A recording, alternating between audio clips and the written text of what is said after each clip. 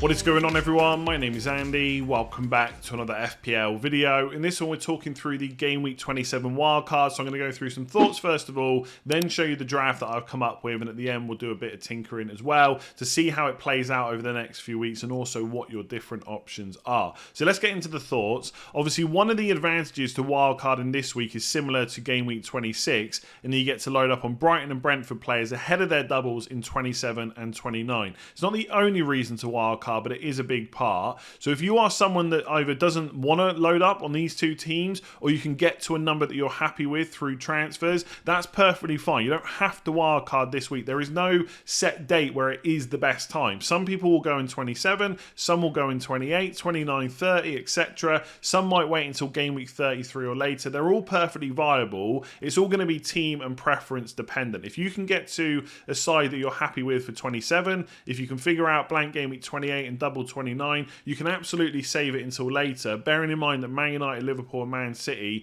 will all have double game weeks 34 and or in game week 37, and a lot of us that have wildcarded in 26 or those that go in game week 27 will probably be low on some of those teams, and will have to use transfers to start building up over the next few weeks. And obviously if injuries and stuff happen or suspensions that are there have to be dealt with, that could then cause issues. So that's some of the advantages to wait until later. Right now will depend on how you are feeling about your own team. A big question now is how many Liverpool players need to be kept. If I'd made this video yesterday, I think the answer might be slightly different. I'm thinking a little bit more logically now we're into kind of Monday morning. I think the only player I would consider keeping now is Salah, because obviously they've got Bournemouth away and they've just smashed Man United 7-0. You could look at going for a double up or a triple up with Trent and Darwin Nunez as well. But if you think about it logically, they've still got the blank in game week 28, so you could free hit. I'll come on to that in a minute. And the double in 29 is not great. It's Chelsea away and Man City away. Now, Liverpool, as I've been saying for a long time, is still a very good attack. They've been top 3 in the league for most of the season. They just haven't always got the goals that you would expect. That could change over the next few weeks. And I do think they're likely to get knocked out of the Champions League. So that could help as well, because they've only got the Premier League to kind of focus on trying to get into that top 4 spot. Either way, Chelsea and Man City away is tough for any team. So do we really need to keep Trent for Bournemouth away, then a blank, then Chelsea away and Man City away? Probably not. You would say that he's probably got a chance of getting 1 clean sheet in the next 3 game weeks, maybe 1 against Chelsea as well, because they don't score many goals. But again, away from home is tough. And then you look at someone like Darwin Nunez. He is absolutely, in my opinion, part of the first choice 11. But they do have Jota there, and they do have Firmino as well. Obviously, Gakpo's playing pretty well.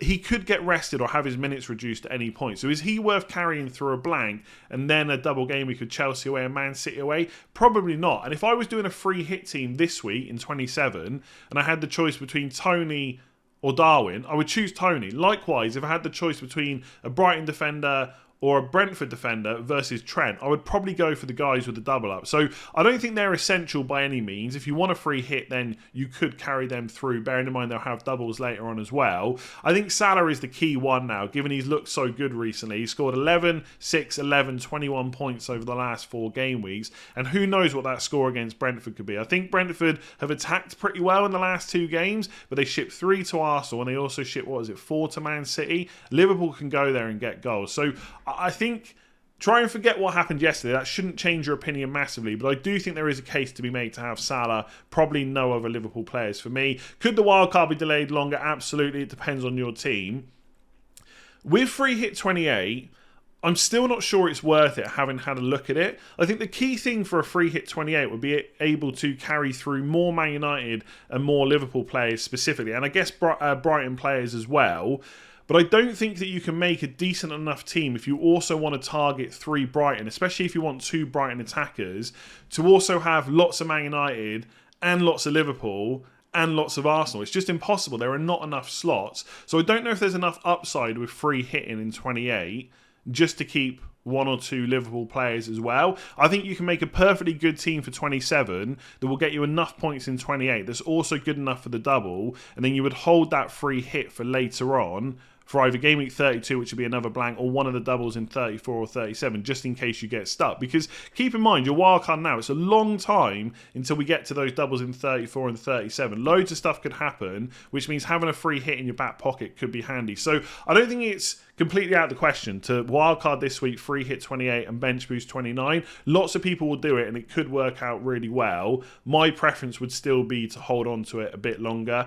Obviously, we'll talk about this when we tinker, but you could keep Salah through, right? You could just ignore the fact he's got a blank in 28, hold him for the double in 29, bearing in mind he's going to be a big differential now, and just have him for game weeks kind of 30 onwards, because Liverpool's fixtures, I can't even check Liverpool players in my team because I don't have any, are pretty good afterwards, right? Arsenal at home, I guess, is not great, but then they got Leeds away, Forest at home, so they play in game week 32 if you don't want to use your free hit. 34 is West Ham away, 33, sorry, is West Ham away. 34, they should have a double as well.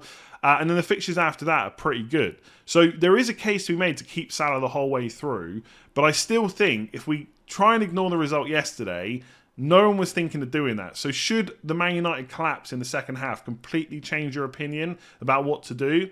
I'm not so sure. But again, when we tinker, I'll show you that. And then obviously which goalkeeper combination, because Sanchez doesn't look like an option. I don't think going for Steele is a good idea, because Brighton do have more double game weeks to come after 27 and 29. And I've got no doubts that Steele will start the next Premier League game, given what De Zerbi said. But he also said in the future he doesn't know what his decisions will be. So at some point Sanchez could come back in. You just don't want to be spending transfers on that position. So Raya still looks good if you want a double game week goalkeeper this week, and obviously one for the bench boost in 29. You got David De Gea, who's got Southampton at home this week, a double in 29 and another double in 34. And I know that I'm kind of talking about a Man United goalkeeper after they've just conceded 7 goals. I just don't think that will continue going forwards. I think just everyone had an off game there, and Liverpool are good as well. Nick Pope has got an okay fixture this week, Wolves at home, plays in 28, double in 29, and will have a future double as well. So there's a bunch of goalkeepers to choose from. We shouldn't forget Kepa either, but I don't think I would be going for a Brighton one at this point. So that's just some thoughts. I think you can hold a Liverpool player. It probably should be Salah. I wouldn't go for any others. I still don't think free hit 28. I think it is viable. I just don't think it's what I would do. And I would still want to load up on Brighton and Brentford players if I'm wildcarding this week. Let's take a look at the draft. All right, let's take a look at the defenders and goalkeepers. And by the way, if you are on wildcard, wait until you've seen the full draft and let me know in the comments below what are the major differences to the draft that you've picked, because I think when you're actually on a wildcard, you do think about things a little bit differently. Now, goalkeeper combination, I've gone for Raya and De Gea, and I think they match pretty nicely. Raya doubles this week. He plays in 28 when De Gea blanks. In 29, they both double. So if you're on a bench boost, that's kind of perfect. In game week 32, it doesn't matter whether you want to use your free hit or not, or whether you've got it or not, because Raya has Aston Villa at home. So even if Man United don't end up playing that week,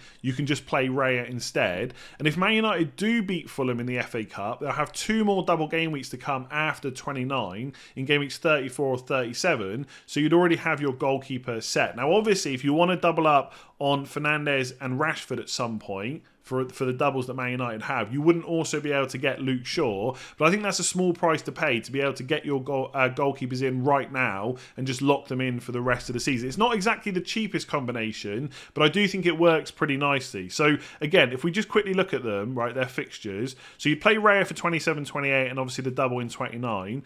Whoever you wanted to play in 30 and 31, it doesn't matter, because Brentford have got Newcastle at home, Wolves away, and Man United have got Everton at home, and Nottingham Forest away. So you could pick either, right? It's going to be a bit of a benching headache. In 32, you would play Raya because he's got Aston Villa at home. In 34, we'll go back to Man United now. In 34, Man United would have a double. In 35, they've got West Ham away, and in 36, it's Wolves at home anyway. So they're not bad fixtures. In 37, it'd be another double, and in 38, it would be Fulham at home. I think that goalkeeper combination looks really nice, even if it is a bit more expensive than kind of Raya and Kepa. It's only 0.3 million more, because De Gea is 5 million. So I quite like that. You could go for Pope, game in 28, doubles in 29, has another double in the future as well. But for this draft, I've gone for triple Newcastle defence. Areola at West Ham, if you think he'll keep his place for the rest of the season, even if Fabianski is back fit again. You could take a risk on Steele, but I just think with Brighton having 4 to 5 double game weeks for the rest of the season, I would just want to pick more nailed on picks. So I like Raya and De Gea. The reason I've gone for triple Newcastle defence is I think when I wildcarded in 26, my plan was to sell someone in 28, probably Haaland, and to go into 29 with 2 free transfers. And I think if you're wildcarding this week, you need to either do 2 free transfers in 29, so you roll in 28, or you make 1 transfer in 28 and only plan to make 1 in 29. So if you want to have Gabriel in your team, you'd probably want to transfer him out in 29 anyway for a double game weeker. So I think you just take the risk and not have him in your game week 27 wildcard, because you're probably going to bench him anyway, right? If you go for something like this, you're going to play Henry and Estepinian. You won't want to bench any of the attackers. So then it would be Trippier, who you'd probably want to keep, or Gabriel. And you're going to play Trippier. So you're only really missing Gabriel for game weeks 28 if you're going to eventually sell him in 29 anyway. So I think I would just go without him. Newcastle have Nottingham Forest away in 28 anyway, so you hope for the clean sheet there. If not, Trippier and Cher in particular are both good for attacking returns. Obviously, keep an eye on whether Cher is actually going to be back in the squad, but hopefully he will. If not, then maybe you go to plan B instead. But they also double in 29, and they have that future double to come. It would be much more helpful for that Newcastle and Brighton fixture to be rearranged sooner rather than later, because you won't necessarily want to carry triple Newcastle defence all the way through, but it's also not the end of the world. So I think I would probably do something like that. And I think for Brighton, you can go for a goalkeeper, but I would avoid it. So then it's Estepinian or Dunk, and then it just comes down to whether you want the attacking potential of Estepinian or the minutes of Dunk, and you can just decide on that. Similarly with Brentford defender, you might prefer Pinnock, you might prefer me, but I like having that defender there for the game in 28, the double in 27 and 29, and you can just decide when to play them moving forward. So I think that looks pretty good. I guess the only question for me is whether triple Newcastle defence would work out, but I just think at some point you need to start thinking about saving yourself transfers in either 28 or 29,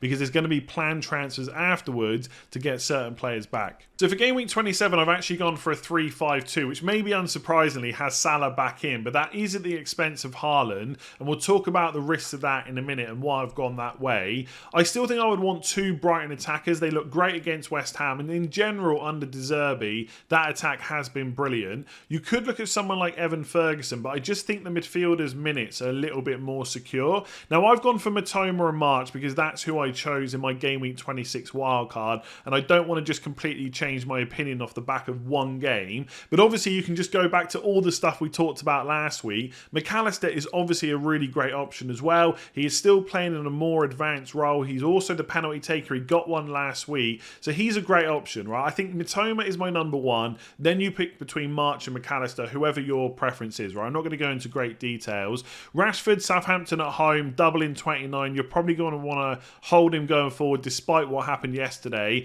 And I don't think it's necessarily the right time to drop Saka either. Also on penalties, absolutely nailed. Fulham away, Crystal Palace at home in 28 for the blank as well is decent. If you want to think about selling him, it's really from 29 onwards, but we'll talk about that a little bit more when we tinker. Now with Salah, some people might be saying, well, you didn't have him last week, what has changed? And I guess in some ways the 7-0 has played a bit of a part in putting him back in, but I just think for me it really comes down to Salah or Haaland, and Haaland doesn't play in 28 either, but in 29 he also definitely doesn't blank, whereas Salah does. So if you get to game week 28 and you just decide, I'm not going to take, whether you start with Haaland or Salah, I'm not going to take them out. Well, in 29, I'd rather have Salah. And I think you can make a case that he's slightly better this week as well, because Bournemouth away is probably a better fixture than Palace away. Now, don't get me wrong. I am not saying that Haaland is a bad option this week. And I think for anyone that wildcards without him,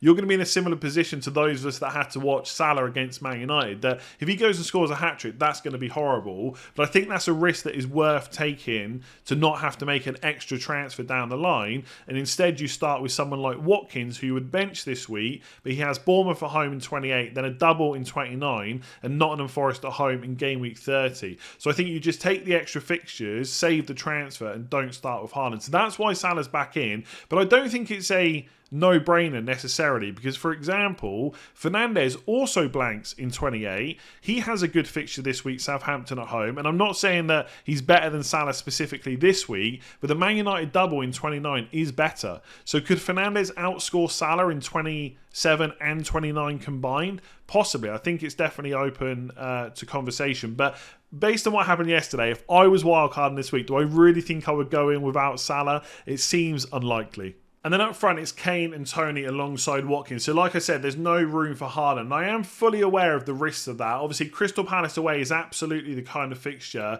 where you could get 2 to 3 goals, so you'd be down 13 to 17 points against everyone that's kept him. You would just have to hope that Salah can match that, if not outscore it, which is definitely possible against Bournemouth away. I think ultimately the key decision is, do you want Salah or do you want Haaland this week? Because instead of Salah and Watkins, you could have an Arsenal midfielder like Odegaard or Martinelli and just have Haaland up front. I just think if you get to game week 28 and you have a change of heart about selling either Salah or Haaland, Salah is the one you'd prefer to have in game week 29 because Haaland's got Palace away, then a blank, then Liverpool at home. So no double in 29. And your fallback plan, if you don't have the money in the bank to upgrade Toney or Watkins, would just be to do Kane to Haaland. Now, I will say, if you do decide to sell Haaland this week, and don't do it straight away if you wildcard, wait until the end of the week to see how you feel, make sure you've got enough money to buy him back because a lot of people will have value tied up in him. But that is kind of the sacrifice I think I would make. You basically be in a similar position to those of us that went in 26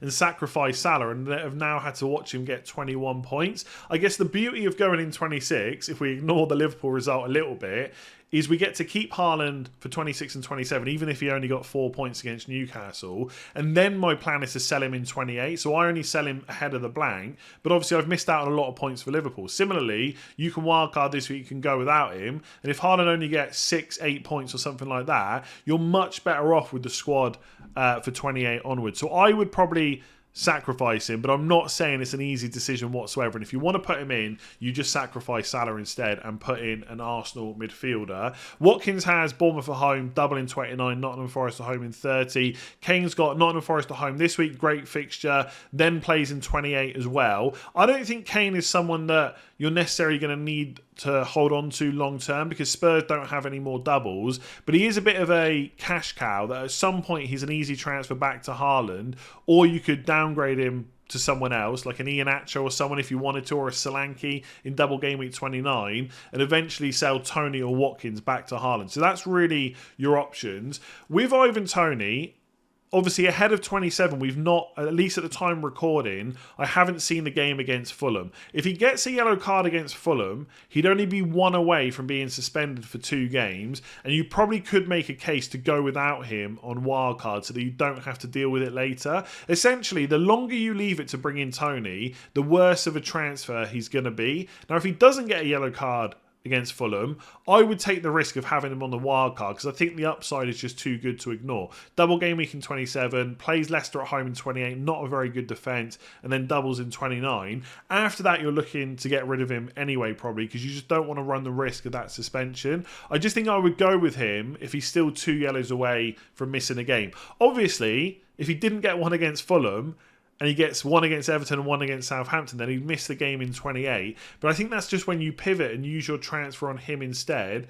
to someone like Iheanacho or even Solanke, save yourself a bit of money and have that to do a different move instead. So I think this draft kind of leaves your options open. It is definitely a bit knee-jerk to go for Salah after what happened yesterday. I don't think even Bournemouth will collapse in the same way that Man United did in that second half. But I do think if I was only having one of Salah or Haaland, I probably would go for the Bournemouth fixture and the double in 29, just in case I decide not to sell them. But it's completely up to you. If you think that was just a one-off and Salah is going to go back to not scoring many goals, even though he's now the top scoring midfielder again, then you could absolutely put Haaland in instead. I just think this is probably the kind of draft I would do. The only other thing that I didn't mention when I talked about the defenders is a Chelsea defender. Someone like Chilwell, especially if Chelsea are going to play wing-backs going forward. He looked very attacking against Leeds. If you can afford it and it works out for the rest of your transfers, you could go for him instead of one of Cher or Botman. But we'll talk about that a bit more when we tinker. So that's the draft. Let me know down below what you think. And also let me know if you're wildcarding, what are the major differences between yours and mine.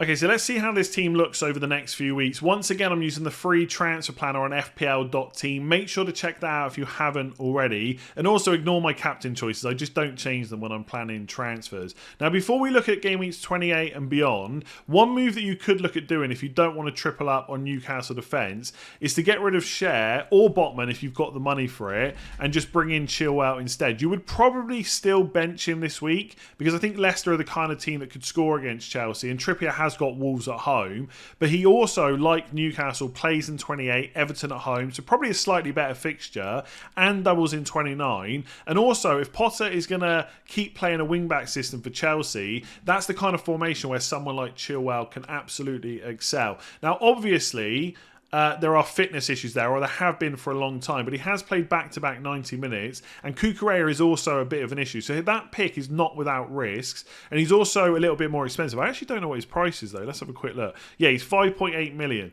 So there are risks involved, and it would all depend on how much money you need for your future moves. Only you can decide that, but that is something to consider if you don't want to triple up on Newcastle defence. But for the purpose of this, I'm going to stick to this same draft that I just talked about. Now, some of you might have realised when you get to game week 28, you only have 9 playing players. Raya, Henry, Trippier, Saka is your only playing midfielder, Kane and Tony up front, and then your 3 bench players, Watkins, Schär and Botman. Now, I don't think that's a huge issue. Basically, the plan for me on game week 26 wildcard, roll a transfer in 27, let's see if there's any injuries that mess that up. Do Haaland to Watkins in 28 and then have 2 free transfers in 29 to probably move on my 2 Arsenal players, Odegaard and Gabriel, to Fernandes and Luke Shaw. That was my original plan. Whether that happens, I don't know, but that was what I was going for. I think on 27, you still only want to use 2 transfers in 28 and 29, but you've probably got to use one. 28 and 29, but you've probably got to use one in 28 and set yourself up so that you don't need more than one in game week 29. Obviously, you could use hits if you wanted to, and if issues crop up, then you'll have to make additional transfers. But that is one of the reasons that I've got a 3rd Newcastle defender instead of Gabriel, because they've got the double in 29, which Arsenal don't. And I think with Arsenal's fixtures after 29, you could make a case that it's okay to go without a Newcastle, an Arsenal. I was going to say I almost said Newcastle, Liverpool, Man City. An Arsenal defender, because they got Liverpool away, West Ham away, Southampton at home, which is decent, but it's Man City away, Chelsea at home, Newcastle away. Just not great. So I don't think it's the worst time to go without an Arsenal defender. The problem is, there's only really one player here I can see to sell, and that is Salah, because Estupiñán, March and Matoma are quite cheap. So there's not a huge amount of players you could sell them for that are also beneficial going forward, and they would have 3 double game weeks after 29. Rashford, again, very cheap. I know he played poorly like the rest of the Man United team against Liverpool, but he's been brilliant recently. He's got Southampton at home in 27, a really good double in 29 as well. So you're not going to want to sell him. Everyone else has a fixture this week, apart from De Gea, but you've got Raya. So you probably actually need to sell Salah. So he's not necessarily a long-term pick unless you just want to go for 9 players. If you are someone that thinks they're going to want Salah back straight away after game week 29, maybe not for Arsenal, but maybe from 31 onwards, it might just be better sticking with him straight away. That is something that you could consider. But otherwise, you're probably selling Salah this week for someone that plays like Maddison. Now, I know Maddison's got Brentford away, so he'd be playing against your defenders, so you might not want to make that move, but you've got to pick the best player possible, and it probably would be him in the blank. And the reason I would go for him over Odegaard or Martinelli is because he's got a double game week in 29. So then your team would look like this. You would have a full double game week squad, apart from Saka and Kane, and you could look to use a transfer on one of them if you wanted to, or you could even roll it in 29 because the team looks so good, and just use that as a way to get Haaland back later on, because you've got 6.8 million in the bank. I will say, Fernandes is a player that a lot of people will probably want, despite what just happened against Liverpool, because it's Newcastle at home, Newcastle away, Brentford at home for Man United. Then it's Everton at home, Forest away. That looks pretty good for Fernandes. So if you were going to do Salah to Maddison and you didn't want to get rid of him for his double, then you could think about getting rid of Saka. But I'm not 100% convinced about that move. But that is something you could think of doing. And then without taking any hits, you've got this team for game week 29, which just looks great. And you would probably play Schär instead of Henry. I guess De Gea is slightly better than Raya, but whatever. It doesn't really matter. This would be your bench boost. with Kane probably instead of Watkins. I'm thinking of it as I go. That would probably be your bench boost. That looks pretty nice with no hits. If you wanted to take Kane out to a different double game week forward for a hit, you could do that as well. But ultimately, when you get to game week 30, you've then got the option of keeping Kane if you want to. You could play him instead of one of the Brighton midfielders, and obviously you'd probably play Henry instead of Estepinian. And then you would get Haaland back, probably for Tony, because he'd be even closer to suspensions and bans. And for my team, I've got enough money to do that. You might not. So for no hits, this would be your team from game week 30 onwards, and I think that looks pretty good. But obviously, you've not got Salah there. So if you want Salah back, you've either got to get rid of Fernandes and make some money up, or you've got to do Kane down to a really cheap forward. Now, that is my rough plan. Whether that happens in 31, 32, 33, 34, I'm not sure yet. But they are kind of the consequences of selling Salah in game week 28. But I'm just not sure there's a good way around it, unless, of course, you want to... I can't go back to that now because I've made so many transfers. Unless, of course, you just want to go with 9 players in game week 28, which is perfectly fine, right? So we can just reset game week 30. We'll go back to 29, and then we'll go back to game week 28. So in this game week, you could just keep Salah and play with 9. And when you go into game week 29, you've got Salah there. So you've got that double game weeker. And you could still do Saka to Fernandes if you wanted to. I'd have 10.4 in the back. I could still make that move. But then you really leave yourself stuck for how to get Haaland back. Because if I did that, I then wouldn't have, I don't think... Or 12.3, that might be just enough. Yeah, he's 12.2. So that would just be enough to get Haaland back. But that is really running it risky because there's only 0.1 million in it. So if you need to make then additional transfers to get him in, that then becomes a slight issue. But even if you kept Salah, you could still get Fernandes. And then this would be your double game week team for 29 with your bench boost. So ultimately, game week 27 wildcard now looks really good because the Raya and De Gea combo for the rest of the season looks great. You're also one extra double game week player up in game week 28 because you can 29, sorry, because you can just fix that now. You only need to make one transfer in 28 to get to 10 and to have more double game weekers in 29. And the only sacrifice is Haaland, which is big, but it's probably worth it. So let me know what you think about the plan and the drafts in the comments below. Give the video a like if you enjoyed it. Hit subscribe if you haven't already. And I'll do a bit more thinking and maybe talk about this again later on in the week. But otherwise, I'll catch you tomorrow.